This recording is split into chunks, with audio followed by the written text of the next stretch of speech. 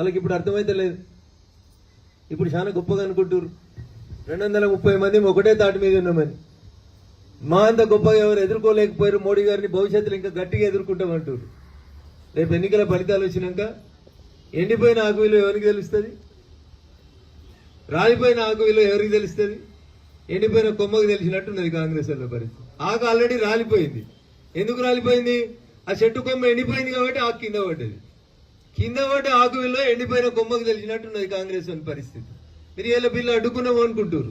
నరేంద్ర మోడీ గారు జాతిని ఉద్దేశించి మాట్లాడుతూ చాలా స్పష్టంగా చెప్పిండ్రు, ఈ బిల్లుని ఆపినమని చెప్పి విర్రవేగుతున్నటువంటి ప్రతిపక్షాలకి, విర్రవేగుతున్నటువంటి పార్టీలకి మేము మరింత తెగువతోటి ముందుకొస్తాం, మరింత గొప్ప బలంతో ముందుకొస్తాం.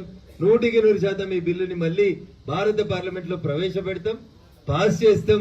వచ్చే ఎన్నికల్లో మహిళా రిజర్వేషన్ ఇచ్చే నాయకుడు, ఇచ్చేటువంటి పార్టీ 100% భారతీయ జనతా పార్టీ అని చెప్పి చాలా స్పష్టంగా చెప్పడం జరిగింది.